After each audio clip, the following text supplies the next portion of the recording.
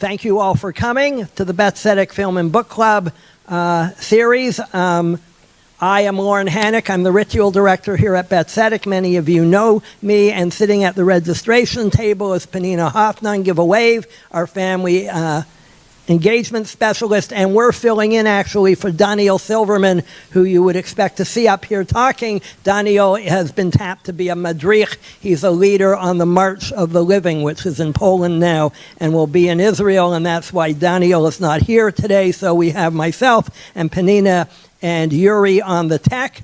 So there's still a few people coming in, but I'm going to start. Today, there was a time for everything, a memoir by Judith Friedland. So what I'm going to do is I'm going to read their bios in case you didn't get a chance to read them in advance, and I'm going to turn it over to Judith because I'm going to be monitoring the Zoom. And then there will be time for question and answers, both by those in the room and by some people who may have questions on Zoom. So Judith is here today to discuss a recently released memoir, There Was a Time for Everything. And Don Promislow, author of One, will join her for a conversation about the book. So first, a bit about Judith. Judith grew up in Toronto, where she attended John R. Wilcox and Vaughan Road Collegiate and McCall Street Synagogue. She graduated from the University of Toronto with a diploma in physical and occupational therapy in 1960 and returned to U of T over the years, completing a BA in 1976, an MA in 1981, and a PhD in 1988. She married in 1958 here at Beth Tzedec and has 3 children and 8 grandchildren. She worked as an occupational therapist. Oh, some are here. And, she worked as an occupational therapist in psychiatric hospitals in Cambridge, England, and Toronto before her children were born, and returned to work part-time at CODA, Community Occupational Therapy and Associates, once they were all in school. At age 43, she began her academic career in occupational therapy in the Faculty of Medicine at U of T, rising through the ranks to full professor and sharing her department. Her main research areas have been in the psychosocial aspects of illness, injury and aging, and the early history of occupational therapy in Canada. Don Promislow was born and raised in South Africa and has lived in Toronto since 1987. She is the author of One,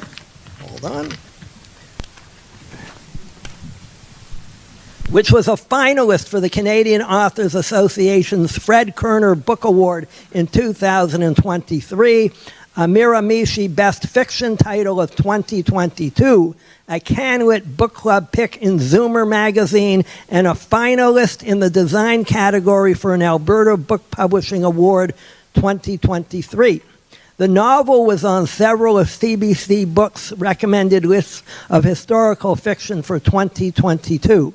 Dawn is also the author of the short story collection Jewels and Other Stories, which was named one of the 8 best fiction debuts of 2011 by the Globe and Mail, and was longlisted for the Frank O'Connor International Short Story Award in 2011.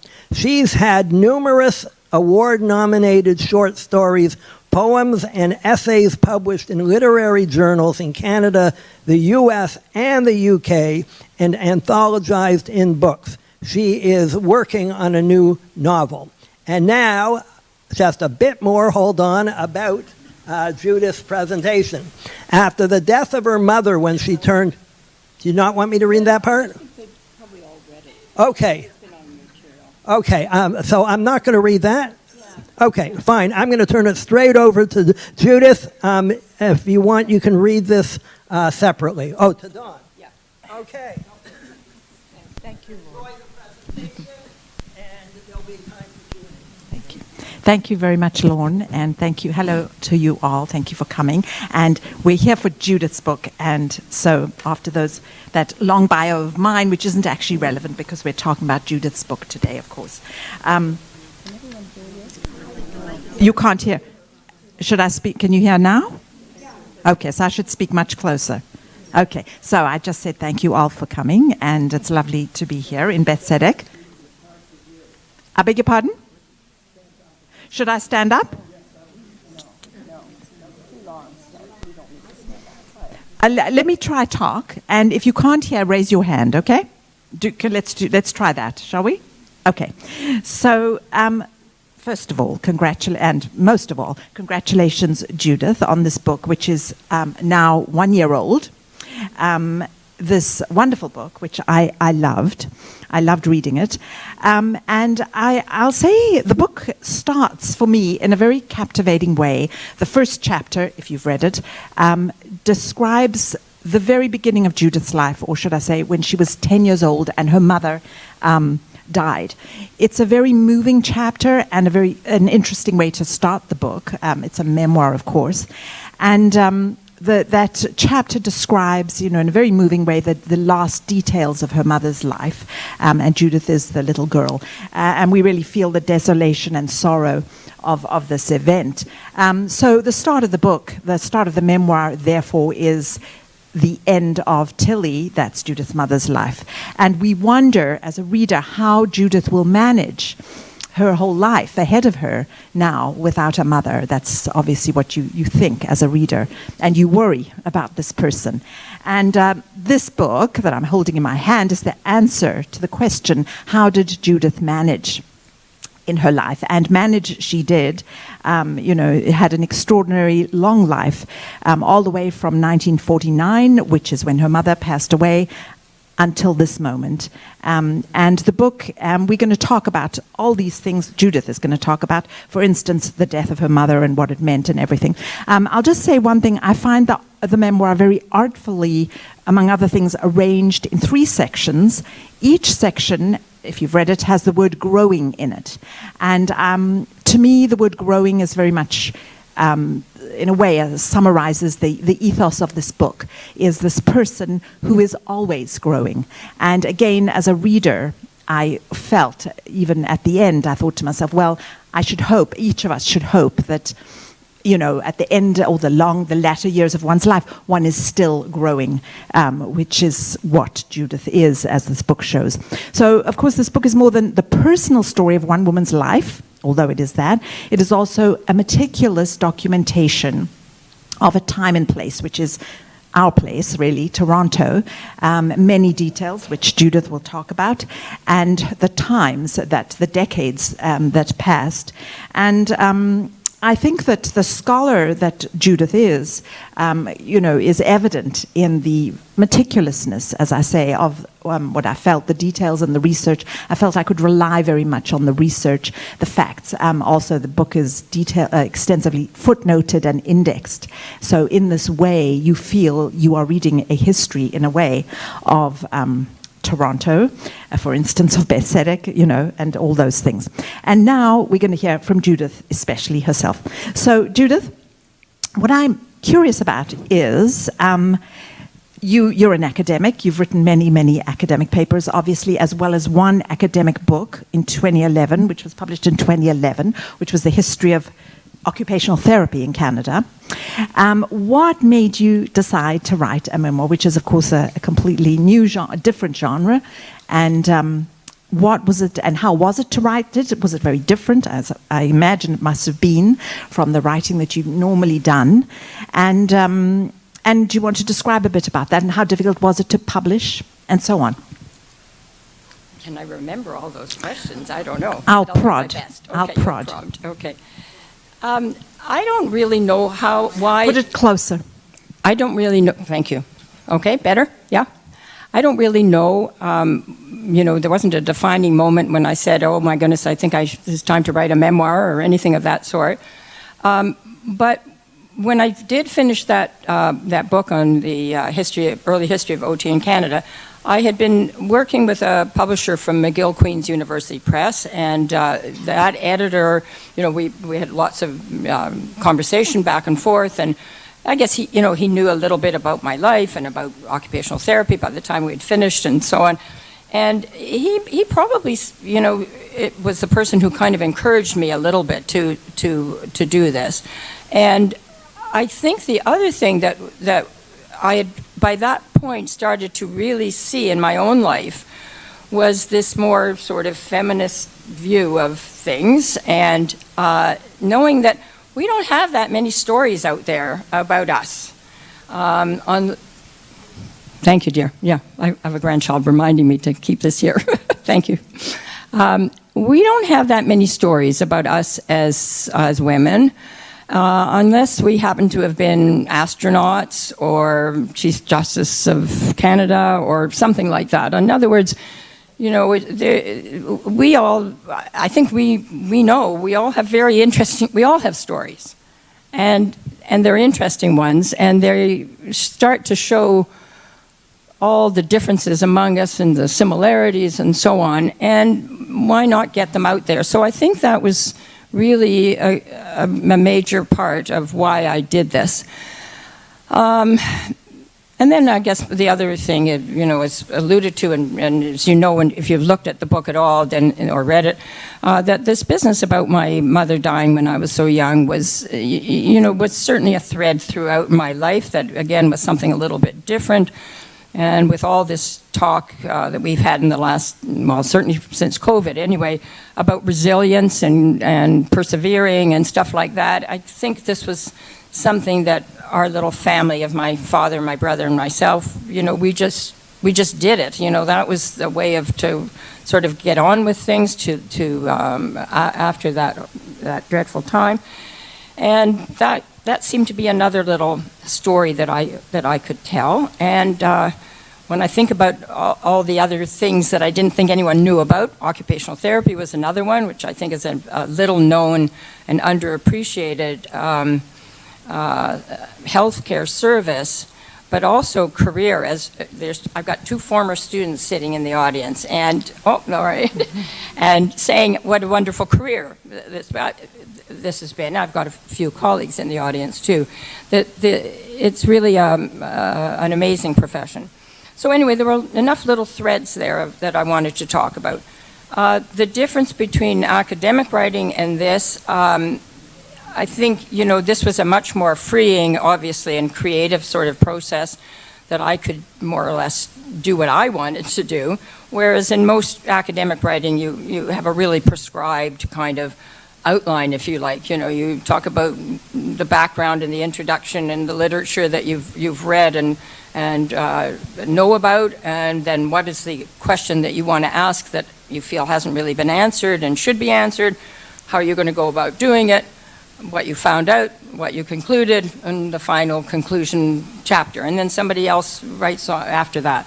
So it's sort of a cut and dried, in the health sciences, I should add. It's obviously not the same thing in other academic areas. So this was kind of freeing to be able to write my own kind of headings that I wanted. And as Dawn was mentioning, this idea about growing seemed to really fit the path that I was on. And I guess the other part that I wanted to really to convey was that I really enjoyed them all the different paths that I was on. I thoroughly enjoyed the early years of the schooling. I enjoyed the schlepping around while my husband, the survivor, my husband is here. So anyone who thinks that he's been hard done by, he's here to tell you that he's okay. Those were great years of our being able to travel and do things and living abroad and everything. And so was the child rearing time, and I don't say that just because one of them is here, but that was really very special, and so on. So they were all chapters I wanted to talk about, all parts of life that I wanted to share, and knew that they'd be shared by lots of other people, and it would be fun to do that sharing.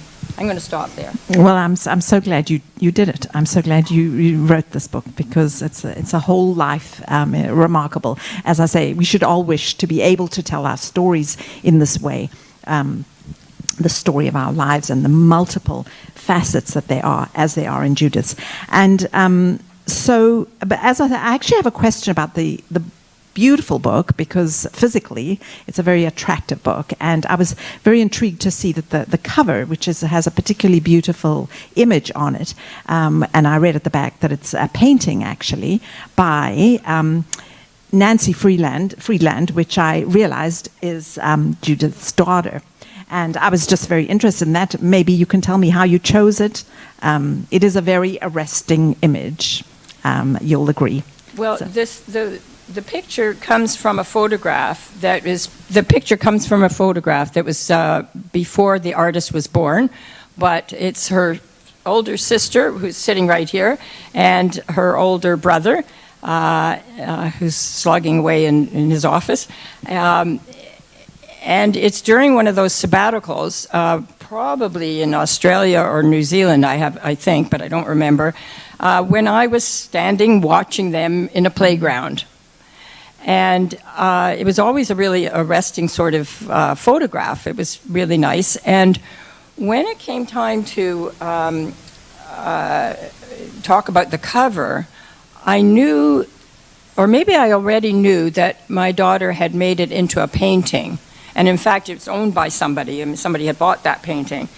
And the editor, the acquisitions editor, who was, seeing the book through, first he sort of looked at it and he said, "Oh, I don't know, I think it's going to be kind of too dark and maybe it won't show up well enough," and so on.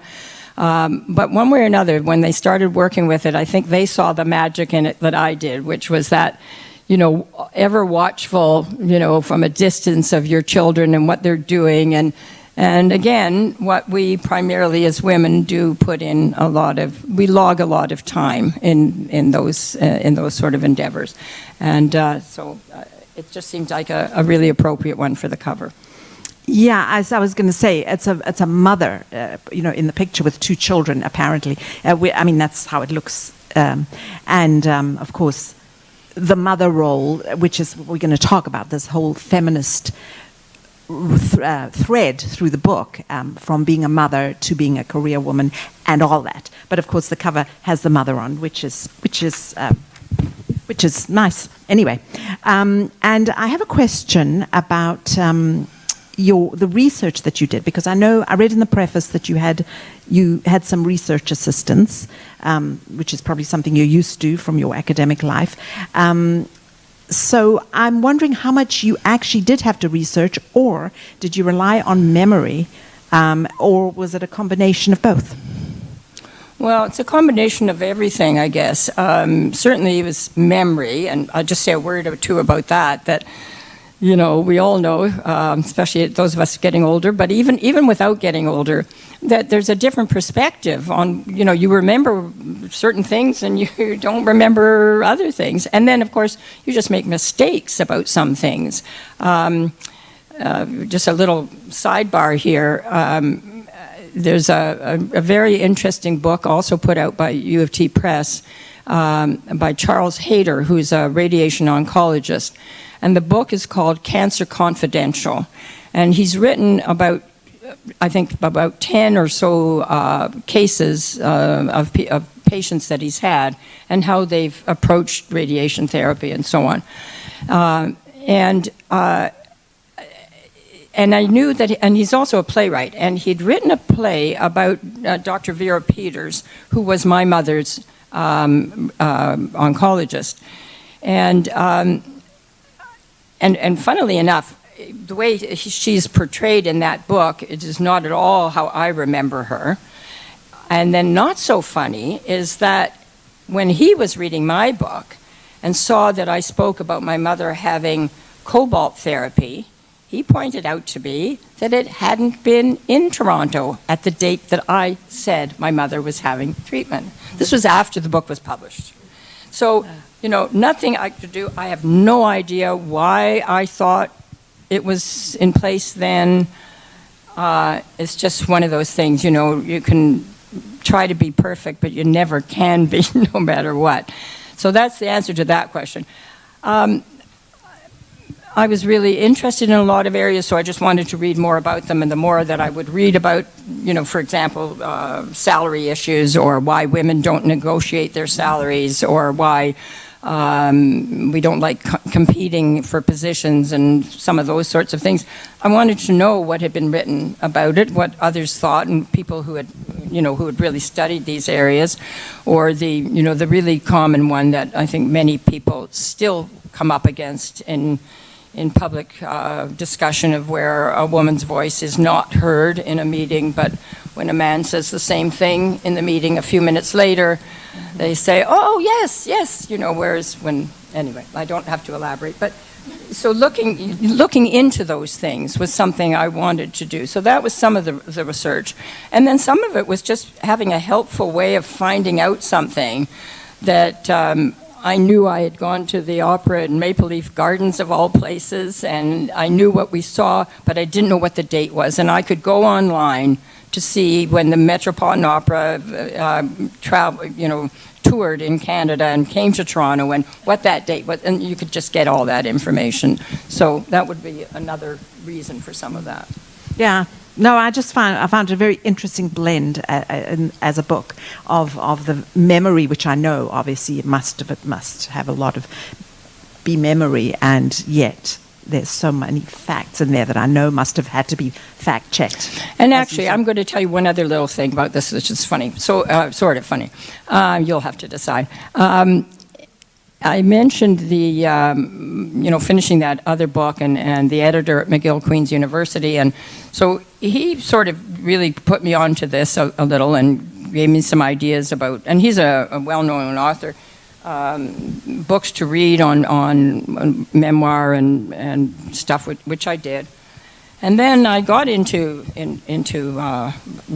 this whole manuscript. Now I'm really drafted just before COVID.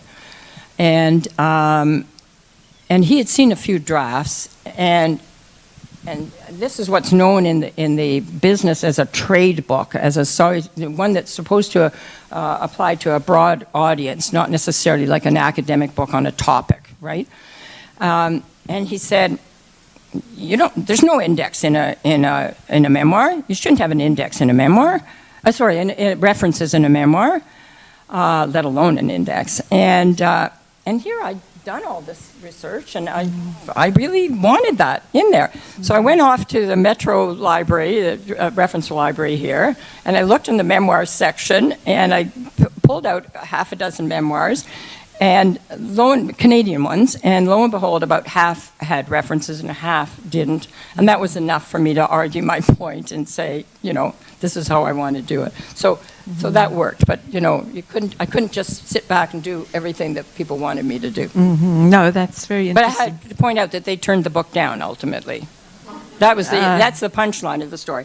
And then I ended up in the midst of COVID going to U of T Press, going to other publishers, and not getting anywhere, whether it was partly because of COVID or what, I don't know, but commercial publishers, which might have been smarter. But anyway, then to U of T Press, and fortunately that worked out. Mm-hmm. How long did it take to write, actually, from the time you started? Well, I don't know how you can gauge that either, because one of the ideas that I'd been given about how to go about this was to do little vignettes, to make little lists of things that I thought would be worth talking about. And I did that, and then I started to flesh them out. And at one point I even had an idea of wanting to have a very unorthodox sort of approach of talking about travel, and then another one talking about gardening, and another one talking about children, and another one talking about my profession or about women or whatever. And I played with that for a little while. But meanwhile, I was doing a lot of other things in life, as we all are. So I'd put it down again, and then I'd pick it up again, and so on. And it wasn't until about 2018 maybe, that I started to really have a manuscript worth sharing, a draft of something. And then finally submitted to McGill Queen's, as I said, just before COVID, so 2019, and by early in 2020, pretty much I knew that they weren't going to take it, and then I was trying to find someone else, and then U of T Press in 2021, so and published in 2023. So a long process, Yeah. but not always at it the whole time. Yeah, but it's usually that way, a book, right? It takes a long time. I just had a comment to make. I don't know if any of you have the Audible book of. Oh, thank you. Yeah. The audio book of the book. I don't, but I know that there is an audiobook, and when I went to check on it and whatnot, I saw that it's actually narrated by Judith, which I loved the idea of that, especially since it's a memoir. So I just wanted to ask, did you enjoy narrating the book? And I would think if people listen to audiobooks, you should check it out, Yeah.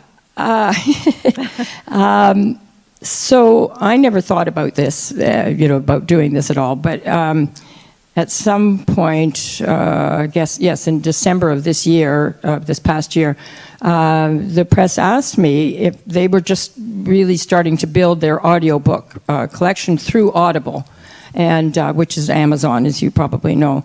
And would I be interested? And they said because they would hire someone to narrate it, but they liked the idea of the writer narrating it if possible, especially for a memoir. And I asked what would it entail, and they told me that you either go to a studio and record it, or they could set it up in your home. And I'm in a condo, and it's a good-sized condo, but it's a condo. It's not a home.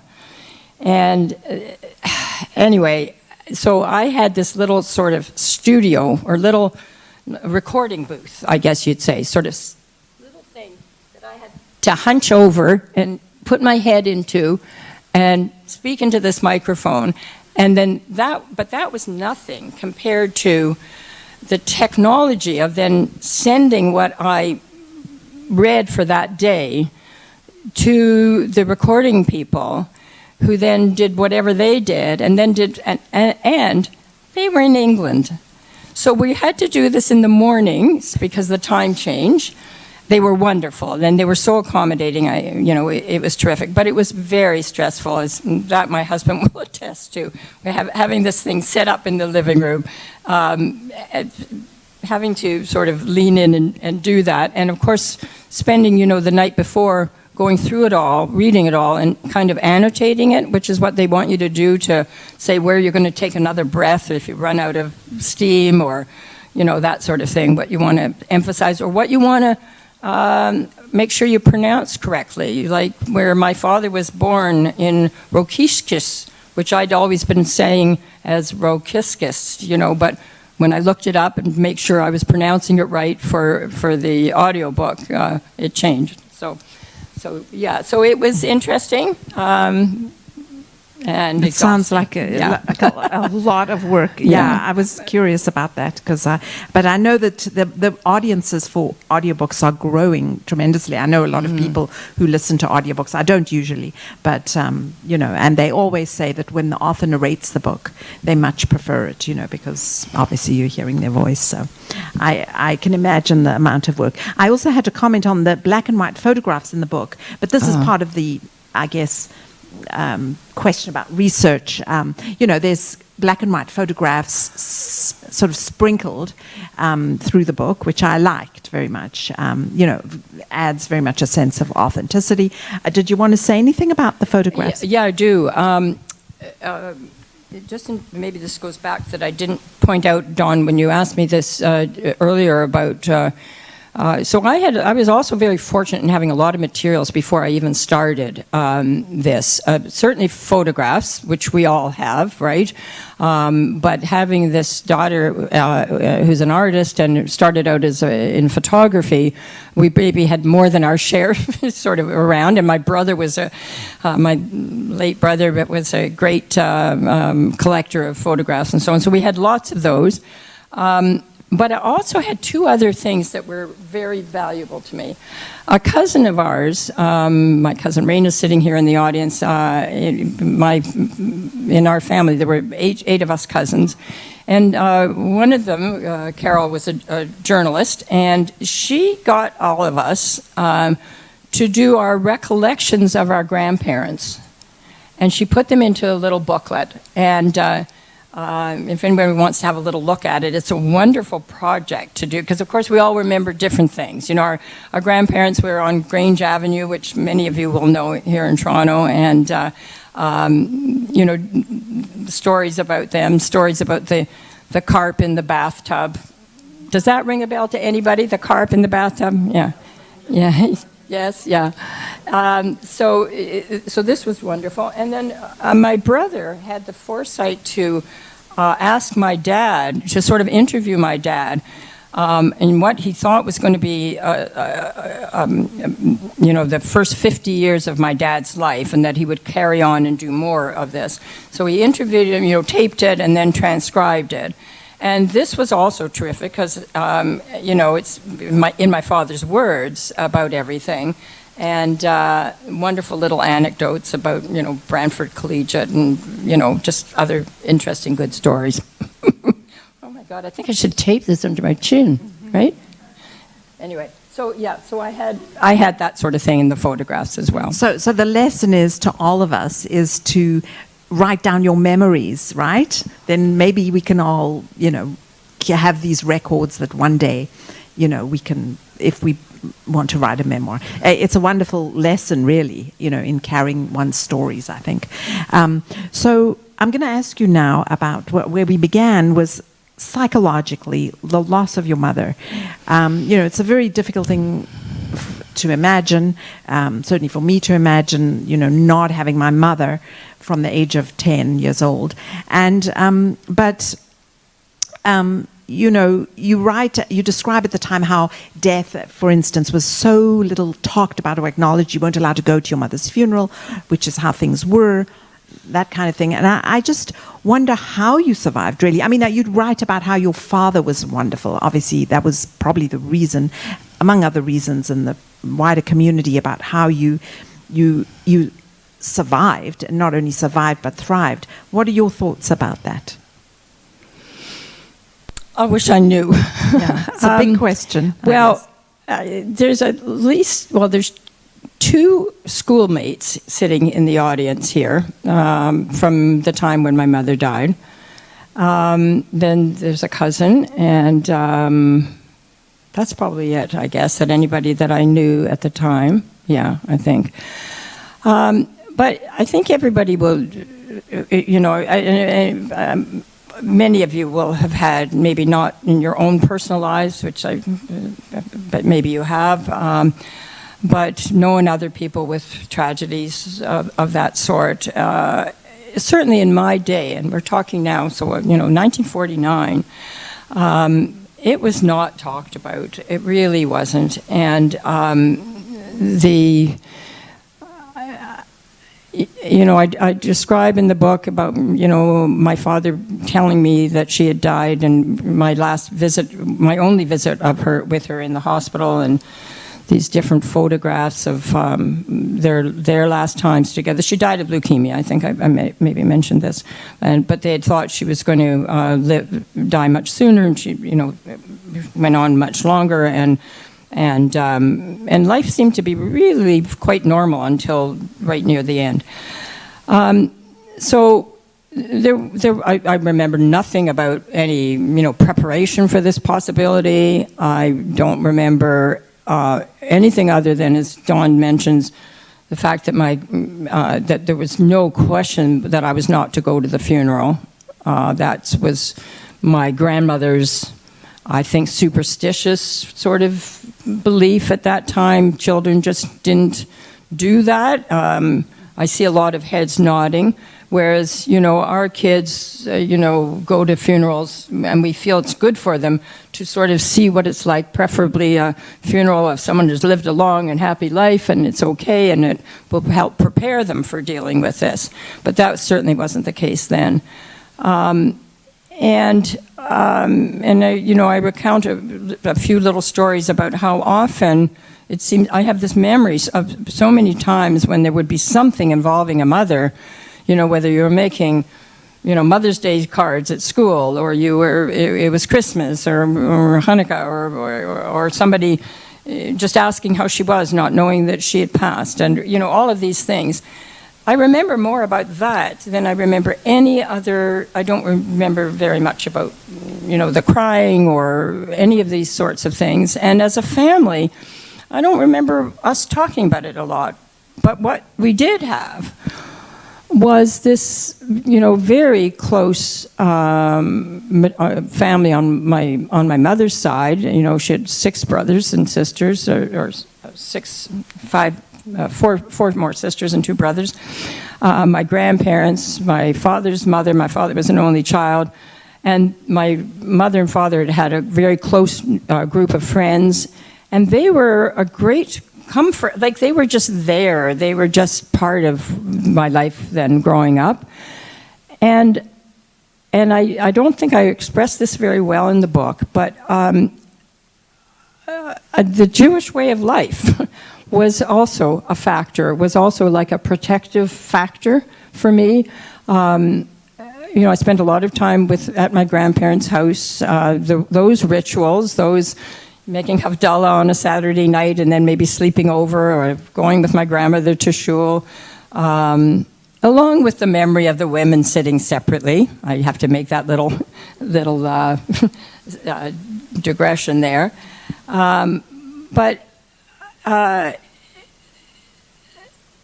So I think, and as I say, maybe in the Q&A, maybe, if my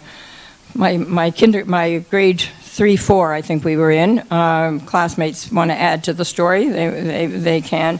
But that's all I can really tell you. And then I mentioned in the book that somewhere, oh golly, I don't even know how old I would have been. I came across this book written or published in the 50s or 60s, I think already,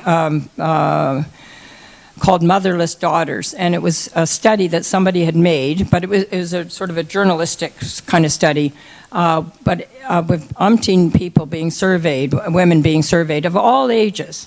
And I thought this was fascinating, and how losing a mother, had such different but equally sad and dramatic impact, whether it was a mother that you had till late in life and became so used to having, or whether it was a mother, like in my case, where she died early on. It was still a huge impact. Am I right about that? Yeah, I think so. Yeah, I mean, it's obviously a universal. Yeah. Everyone has a mother, and everyone loses a mother eventually. Yeah. So it's very interesting. I suppose you were lucky in all these ways that you had. Indeed, and for maybe sure. it's also just something in your character that was resilient. More, it's hard to say, isn't it? Something. Well, that would be a question for the study that we could all do, because we don't know whether it is something that you almost have to have adversity to become resilient, or whether it's something that you have for any other number of reasons of your upbringing and so on. Yeah, a mystery, as many things are in life. Yeah. So I'm just going to ask a question about Beth Tzedec, since we're here in Beth Tzedec, and I was fascinated to read, to learn actually, because I'm not even a native Torontonian, to learn some of the history of Beth Tzedec, not much, but in this book, but sort of enough to pique my interest. The Beth Tzedec was this building, I believe, was formed in 1953 as a combination of 2 other synagogues, one of which was the McCall Street Synagogue, which was Judith's parents, Grandparents. your maternal grandparents' synagogue, and the other one, which was Goel Tzedec. Yes. Yeah. So I was very interested in that, and I just had some questions. Then I know you were married, I believe, in this synagogue, and there's a picture in the book of the Beth Tzedec stairs. I think those are these stairs over here, which are now 70 years old, but they're in the book. And I was sort of very happy to recognize them, since I was also actually married in Beth Tzedec, but sort of much later, in 1989. So I do know these stairs quite well. So what do you think? What do you feel about Beth Tzedec and the long journey that you've had with Beth Tzedec? As you know, it's just an interesting thing, right? It's interesting, especially for me, because I've not lived in the same place for all my life, So I'm always intrigued by people who actually are fortunate, I believe, to have lived in one place and sort of grown, talk about the word growing, grown with a place, and watched it. So there you go. Beth Tzedec, tell us what you think. Did we talk about this question in advance? I don't know. I don't know that I've got very much to add to that. I mean, my memories are really McCall Street Shul, because that's, as you mentioned, so McCall and Gold Tzedec only combined in, you say 53, I thought it was 55. Lauren? Lauren will know. Maybe I shouldn't have done that. Sorry? So I was coincidentally, I was reading it recently in the book. The merger talk started in 49, and they started building this building around 52, 53, and it was finished by 55 and dedicated on the first night of Hanukkah in 1955. What a fact check we have. Yeah. Lauren, the researcher, thank you. And then we were married in 58. And then, though you're right about growing up in Toronto and all the rest of it, we moved a lot. We were back and forth in England and here and there and whatnot. So there really wasn't much until the kids then started Sunday school, Hebrew school and Sunday school. I mean, I can't interrupt. Yes, ma'am. Maybe later. So I don't have very strong memories of that, to be honest. And then, as you know from the story there, eventually getting back to work and so on, I wasn't as involved as I might have liked to have been and so on. But so my memory really much more is of this sort of protective layer that I felt in terms of Jewish life. And that goes on here. And then we now live right on the lake, and it is a very long schlep up here. So we're not here as much, and but we do appreciate it when we are. Yeah, it's an evolution of a relationship, I guess. I just had a question about Rukiskis, Lithuania, which I'm sure I pronounced wrong, as you mentioned something, because I was again very piqued to read that, because my grandfather came from Rukiskis, Lithuania, also, although he went to South Africa instead of to Canada. And in fact, I went and visited Rokiskis, Lithuania, in 2011 myself. 2009. So I have a very vivid picture, actually, in my mind of this town of Rokiskis, which in Yiddish they used to pronounce Rukishok. Well, that was my family lore anyway. That's what they told me in our family. So Judith also went, as described in the book, to that town. So do you want to talk a bit about that? I don't know. So Marty and I have been, we've traveled a lot in our time, and once kids were grown and careers allowed more time to do that, we started trying to. Well, there were a lot of funny little trips we took. I mean, we had a travel agent who could help us when we needed it. And we even had one trip where we went to a place that's known as Friedland Castle, and then went to one that had my maiden name, which was Pless Castle, neither of whom had, of course, had anything whatsoever to do with us, but in Europe, and that was kind of fun. And so it seemed like a good thing to do when we were going to go to the Baltic states. Yes? Have I got the right name? Yes. Anyway, that we were going to do this trip, and to really try to track down my father's beginnings and Marty's father's, because Lithuania, was with one. Whether it was Lithuania or it was part of Russia at the time or it was Latvia at the time, as you all know, if you've looked into this, you see that genealogy problem. But we did get to Rokiskis, and it being the kind of, and to Częstochowa, where our grandparents had lived, and many of our, or several of our other relatives who'd come over after the war and so on. It was a fascinating visit. There's a picture in the book of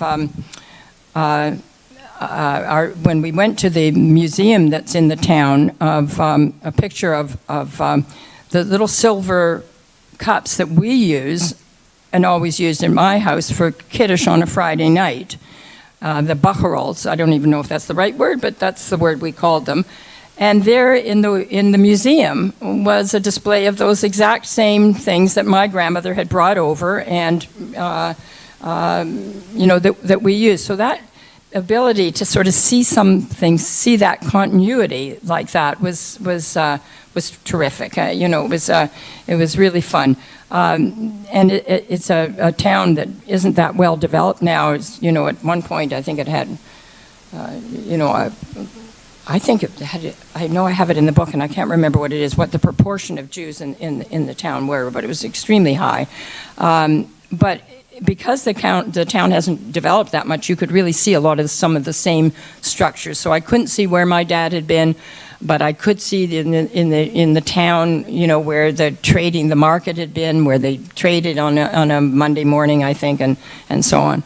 So it was a lovely thing to do. Yeah. So I was going to say that Dawn and I have another sort of connection. When my father and when my father and grandmother left Rokiskis in 1910 or so, 11, their siblings, I think somebody went to South America, but several went to South Africa. And so I have a South African relationship as well. And there's a picture in the book of, we called him Uncle Antonis. That wasn't his first name, that was his last name, but he was our South African relative coming to visit us here. And we've kept up with a lot of our relatives and discovered more in Israel. So yeah, well, it's just one big family, I guess we all are. So to me, to get to sort of what I felt was the almost main sort of through stream of the book is the idea of feminism and how it animated your life and made your life in a way, because you were born in 1939, which is obviously was a time, which is, by the way, the same year my own mother was born. And so I watched my mother's life and the difficulties, especially now in retrospect, I can see in retrospect how difficult it was to be a woman in my mother's time's life, which is your time, Judith. And, the various ways that women of that generation managed to be women and to flourish, or not flourish, actually. In many ways, I feel that they were cramped, as we all know. I mean, we all know this story, the history of women and their rights. But Judith, to me, you obviously are a remarkable example, which I think the book is the story of a woman born right in that time who managed somehow to, overcome all the various obstacles that women faced, and to reach the very top of your profession in a very it's quite rare, really, I think.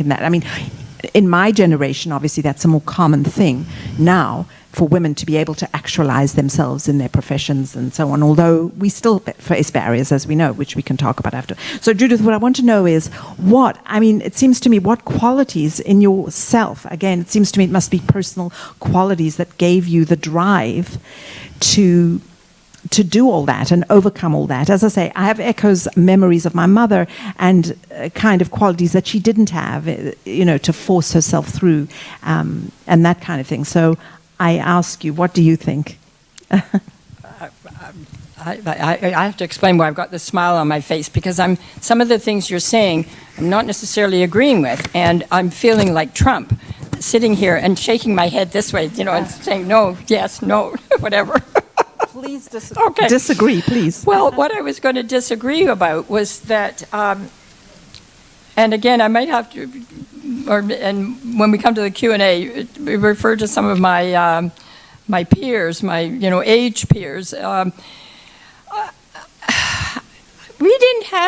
didn't have aspirations growing up, and I don't think society had expectations for us growing up.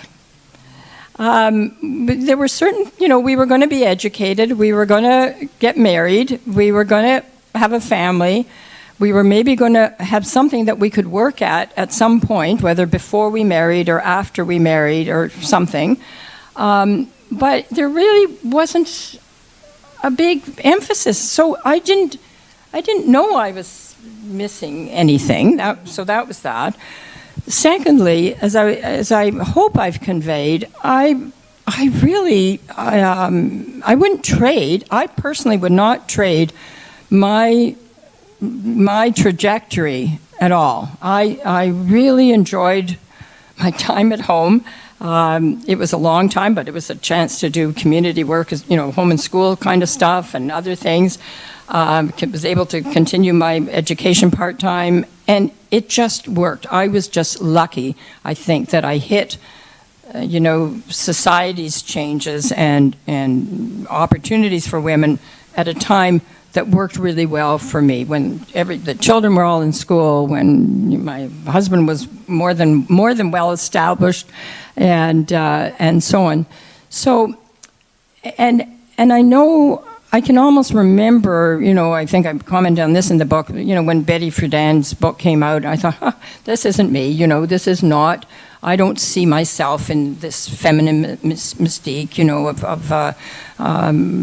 of history in that way. And then gradually, bits of that sort of, taking hold. But again, not in a conscious way. I mean, when I went into physical and occupational therapy, that was in part to be able to have a job. And I know that this is still something, oh shoot, I'm so sorry. This is still something that is a problem, that, people look at to, what can you make money, what can you have a living at, if not necessarily what you really want to do. But this was perfect for me. I really did want to do this. This was good. But I really wanted that BA as well. I really wanted to study those subjects. I wanted to have that experience. So it was lucky. I worked out all right that I could do that part-time for 13 years. I think it took me to get the BA, actually. One course at a time when we were living in Toronto. And then from that volunteer work in school, including in particular the adjacent Metro School for the Deaf, I started thinking, I'm quite interested in special ed, as we called it in those days, and to go on and to do a master's would probably be a useful thing. At that point, we were thinking about occupational therapists in the school system, and it wasn't being accepted yet until well into the 80s. And but maybe if I wasn't going to go back and train as a teacher, but I could have this master's, maybe that would help if I ever wanted to do that. So it just all kind of fit. And again, the story in the book about going back for a doctorate, heavens, that was certainly never a planned thing. It was a necessity, or I would never have been able to get tenure and to continue on, with an academic career. So, I started that I finished that when I was 49, so, being a student at that age, it was kind of fun actually, but whatever. It was just the way it was. So it wasn't a grand plan. I still maintain I think I was lucky in our situation, our family, our culture, our financial means, that I didn't have to be working during those years. Any one of a number of things that would explain why I was able to do what I did. It's fascinating. I mean, there always are multiple factors and reasons of why a life. Yeah. And it just comes back to the title of your book, which is There Was a Time for Everything, which which is what you're talking about. Okay. Yeah, And we're probably near to be... the Q&A. Yeah, We're gonna it's stopping. Time is, yes. So does the title sort of ring a bell to anybody? I mean, something about it brings something, and we've just finished Yisker, and I've stood in shul or at home or whatever and said a time to live and a time to die, a time to, etc. And that's exactly how the title came to me. I had a list of titles that were all about sort of time and place and whatever, and nothing seemed to work. And we were in shul. I think it was maybe a Rosh Hashanah, Yom Kippur, and we were reading that verse from Ecclesiastes 3.1, I believe. That I thought that was it. It was for me. There was a time for everything. I was very fortunate. It worked out, and that became the title of the book. And I can't say more about the philosophy behind that writing from Ecclesiastes, but it worked for me. It's a good title. Yeah. So we're going to have a Q&A now? I think so, because Yeah. we're just perfect. Yeah. 2:29. Yeah. Oh my gosh, yeah. Okay. What I'll do is I'll take one microphone to hand to someone, and whoever's answering the question can take the other mic. Questions? Q&A? Anyone? I was wondering, besides being anti-women, if you encountered any anti-Semitism at U of T. Good question. Good question.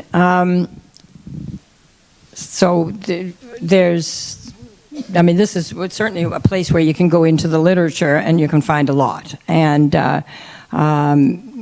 even just in these past few years, I won't even say about this past few months, but in the past few years, there's been a lot done about anti-Semitism, a lot of bringing people's stories to the front. Ayelet Cooper, physician in Faculty of Medicine. A lot of it that I know about has been in the Faculty of Medicine.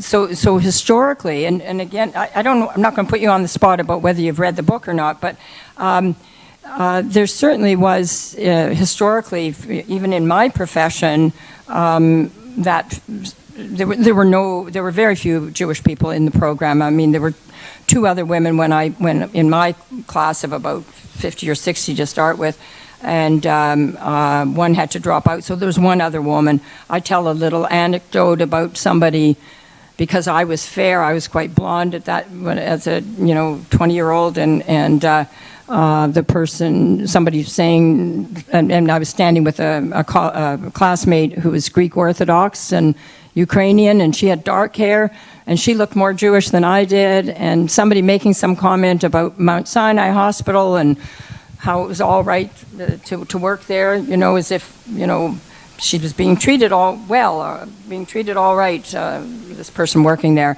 And then my friend was embarrassed for me, so she walked off, and the woman said to me, "Oh, have I said something about wrong?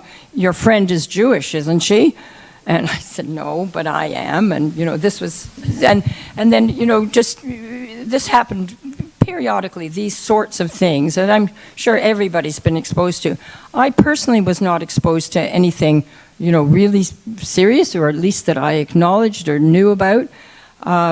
But it was certainly there, and we know it is today. We don't need to look beyond outside to know that, and not to say that I think all the demonstrations are all anti-Semitic, but it brings out these age-old things that have been in society since time immemorial, and doesn't take much to bring it forth again. So I don't know what else to say about that. Hi. Hello, very interesting. And of course, the title of the book, I think, is perfect. It really made us want to pick it up and read it. Also, I think it's encouraging for all of us, because I heard that now here at the Beth Tzedec, one of the lectures was on writing memoirs. And I do think it's very apropos, because so many of us have memories and we aren't writing them. And I think it's very important, because we all have a story. So thank you very much. And by the way, I went to Wilcox. You grew up on the street behind me, if I'm not mistaken. Didn't you grow up on Menon? Okay, we'll talk about that later privately. Okay.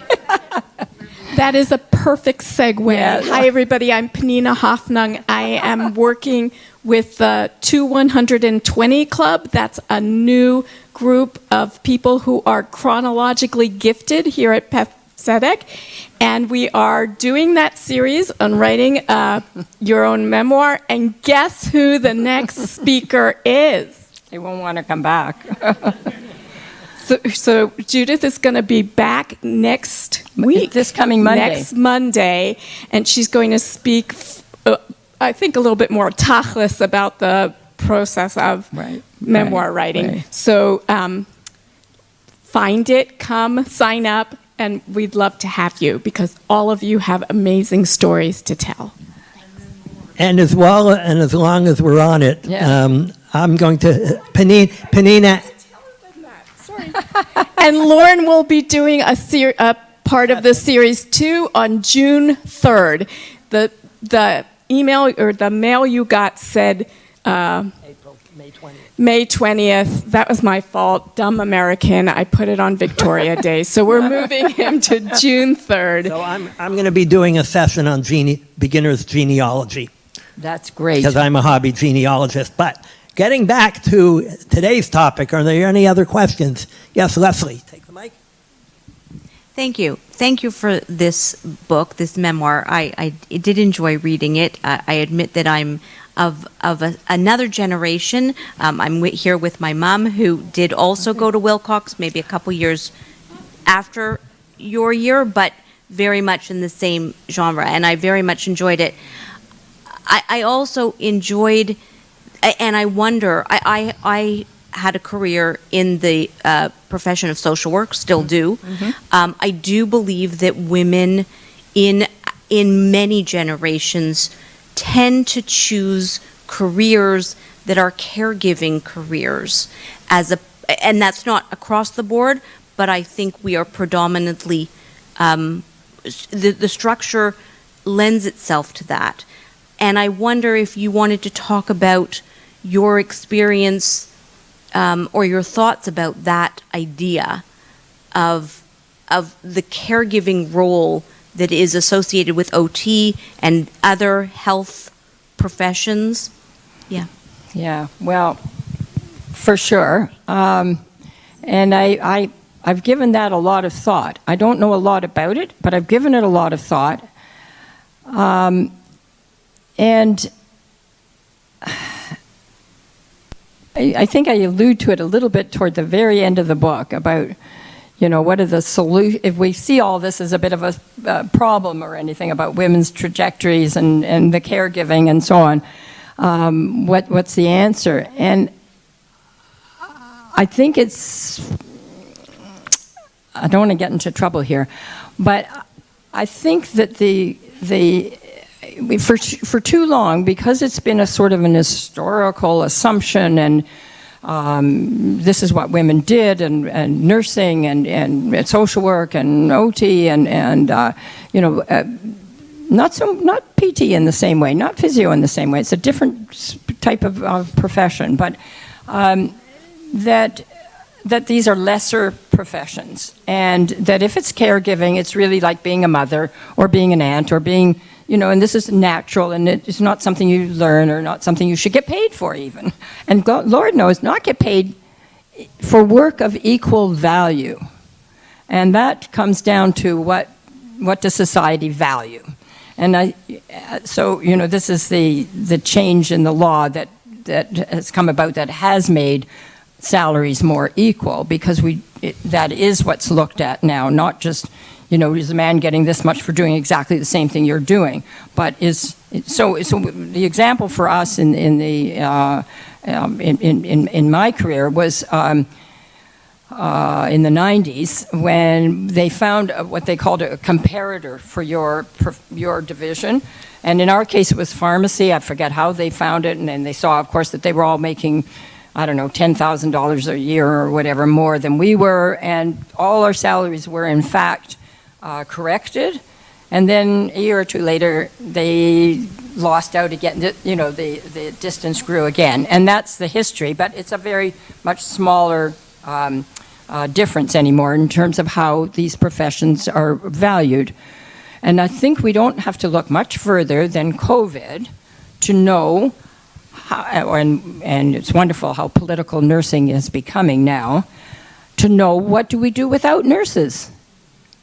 No, like you can't fill a hospital bed. We're short of hospital beds, but you can't have hospital beds if you don't have nursing staff.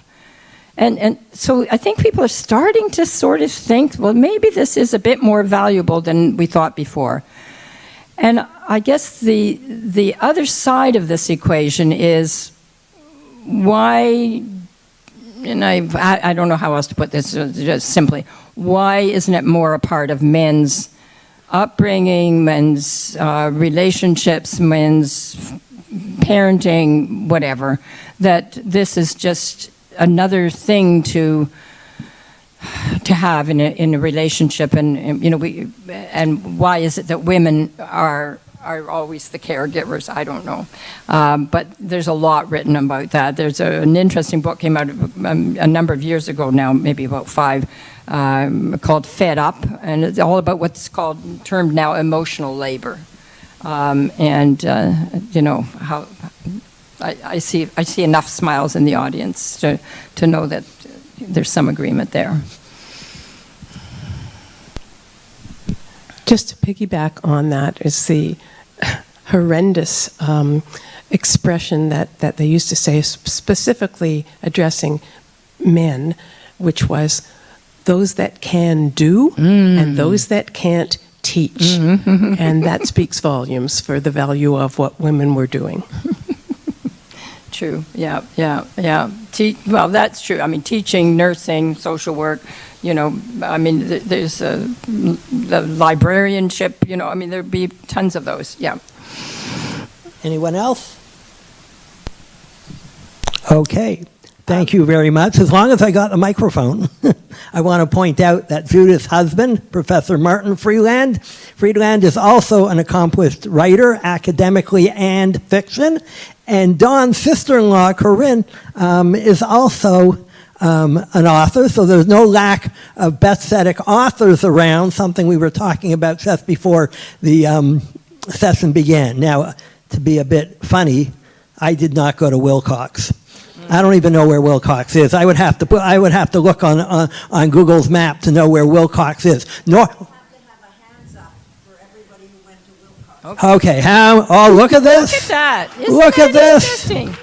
Okay, now I got to look on Google Maps to see where Wilcox Public School was. We can tell you. Nor did I live on Grange Avenue. Okay, but yeah, I know.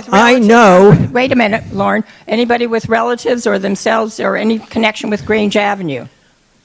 Not as many as we'd have thought. Okay. Yeah, I would have thought more, because what I was going to say next is I never lived on Grange Avenue, but I know from looking at census records that half of the Jewish community lived on Grange Avenue. Penina Hoffnung has 6 copies of the book at the desk there if anyone wants to buy one. The next session in the series, I don't have the date with me, it's on my phone, but it's Dr. Julian Helfand reviewing a film, and it doesn't say what film yet, so stay tuned. As you know, Daniel's in Poland, but I'm sure that will be updated soon. I want to thank Judith. Just 1 second, Lauren. You didn't have any questions on this. Forgot. Are there any questions in the Zoom? No questions on the Zoom. Okay, They're there, but they're right. silent. Thank you. Thank you very much. Okay, I want to thank Don and Judith for being our special guests today. That was terrific. Please check the website for the next Film and Book Club program, and as Panina said, the new club to 120, some good programs there. Judith is coming back for memoir writing, and I will be doing a session on genealogy, and there will be 2 other sessions in that series. Have a great day. Enjoy. The sun is now out again. You're very welcome. Thank you. Thank you. Thank you, everybody. Thank you, and thank you, Lorne.